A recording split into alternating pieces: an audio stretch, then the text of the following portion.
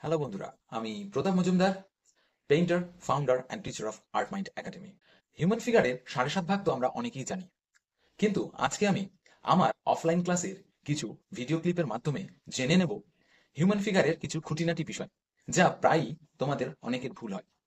এবং তার সঙ্গে সঙ্গে মেল ফিমেল ফিগারের টর্সোর কিছু রহস্য জেনে নেব, যা অ্যাপ্লাই করলে তোমরা খুব ইজিলি মেল এবং ফিমেল ফিগার ড্রয়িং করতে পারবে এবং সেখানে ভুল হওয়ার সম্ভাবনা থাকবে খুবই কম। ভিডিওর শেষের দিকে আমারই অফলাইন ক্লাসে দেওয়া ডেমনস্ট্রেশনের একটা ছবি তোমাদের জন্য দেওয়া থাকবে, যেটা দেখে তোমরা নিজেরা বাড়িতে প্র্যাকটিস করবে এবং তার সঙ্গে থাকবে আমার এক খুদে স্টুডেন্টের ড্রয়িং এর সাজেশন, যেটা তোমরা দেখে নিলে তোমাদের ড্রয়িং এ কিছুটা হলেও হেল্প হতে পারে। ড্রয়িং এবং পেন্টিং সম্পর্কে প্রশ্ন থাকলে কমেন্ট সেকশনে লিখে জানিও। চলো এবার আর দেরি না করে আমরা দেখে নিই আমরা কি শিখতে চলেছি। আজকে আমরা মেল ফিগার প্রপোর্শনটা যতটা বুঝতে পারছি, আমি পরের স্টেপে যাচ্ছি, দেখে নিই। সেটা হচ্ছে এই যে হাত, অনেকেই তোরা হাত ছোট করিস, বড় করিস, এই জিনিসটা কিন্তু আমাদেরকে ঠিক করতে হবে। হাত, প্রত্যেক মানুষ আমরা যখন হাত ঝোলাবো তখন কিন্তু আমাদের হাত কোমর এবং হাঁটুর মাঝামাঝি পোর্শনে থাকবে, ঠিক আছে? এরও হাতটা আমরা দেখে নেবো, হাতটা যখন এখানে থাকবে তো কোমর আর হাঁটুর মাঝামাঝি পোর্শনে আছে। অনেকে দেখে নে, চেক করে নে যে তাদের কি ঠিক আছে। ঠিক না থাকলে ইরেজ করে এটা ঠিক কর, ঠিক আছে? কোমর আর হাঁটুর মাঝামাঝি পোর্শন, এটা আগে ঠিক করবে, ঠিক আছে? তারপরে বাদ বাকি দুটো হাতই আমাদের আগে বুঝে নিতে হবে যে এই হাতটা একটা ইম্পর্টেন্ট জিনিস। শুনে নে ফিগার সম্পর্কে, এই জিনিসটা শুনে নে। সেটা হচ্ছে ছেলেদের আর মেয়েদের ফিগার। আজকে যেহেতু আমি মেল ফিগার ড্র করাচ্ছি, ঠিক আছে, তো মেল ফিগারের মধ্যে আর ফিমেল ফিগারের মধ্যে ডিফারেন্সটা আছে। এই যে কাজটা মেল ফিগার অর্থাৎ পুরুষ ফিগারে চওড়া হবে, এটা বুঝতে পারছিস, চওড়া করা হয়েছে, ঠিক আছে? আর এই জায়গাটা সরু হবে কম্পারেটিভলি ফিমেল ফিগার।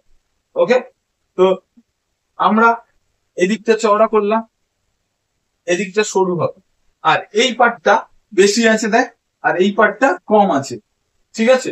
এটা আমরা তাহলে বুঝতে পারছি। ফিমেল ফিগারের ক্ষেত্রে এই পার্টটা আর এই পার্টটা, দুটো পার্ট সমান, এই পার্টটা সমান, এখানে কিন্তু এই পার্ট আর এই পার্ট সমান।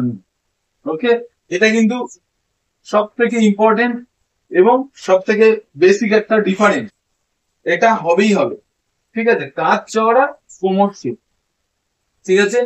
এরপরে হচ্ছে তার মাথার উপরে আমি একটা জিনিস রাখবো, ঠিক আছে? কিন্তু আমরা এই ফরম্যাটে যদি করে নিতে পারি তাহলে কিন্তু আমাদের যে কোনো রকমের ছবি আঁকতে গেলে শুধু মুভমেন্ট, বডি মুভমেন্ট গুলো আমরা চেঞ্জ করে দেবো, বাদ বাকিটা আমার সব ঠিক হয়ে যাবে, ঠিক আছে? বডি মুভমেন্ট গুলো চেঞ্জ করলেই আমরা অন্যান্য আলাদা আলাদা আলাদা আলাদা সিনারি বা আলাদা আলাদা আলাদা কম্পোজিশন আমরা পেতে পারবো, ঠিক আছে? তো আমরা এর উপরে কি করবো দেখা। কালিটা একটু ডিস্টার্ব করছে।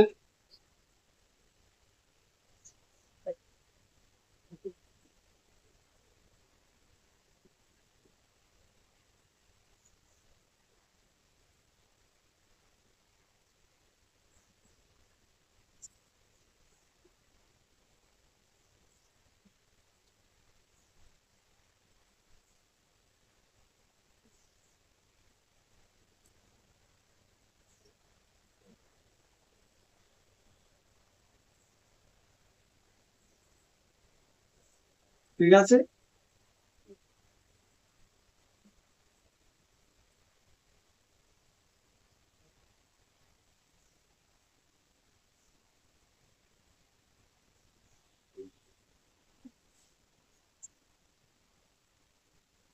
তাহলে এটা আমাদের কি হলো, ভেজিটেবল স্যালাড। বুঝতে এটা হলো পারছি। অফলাইন ক্লাসের ডেমোর ছবি। এটা দেখে তোমরা হিউম্যান ফিগার স্ট্রাকচার প্র্যাকটিস করবে এবং ওই স্ট্রাকচারটা দিয়েই তোমরা ডিটেলিং করে তোমাদের মতন করে ছবি তৈরি করবে।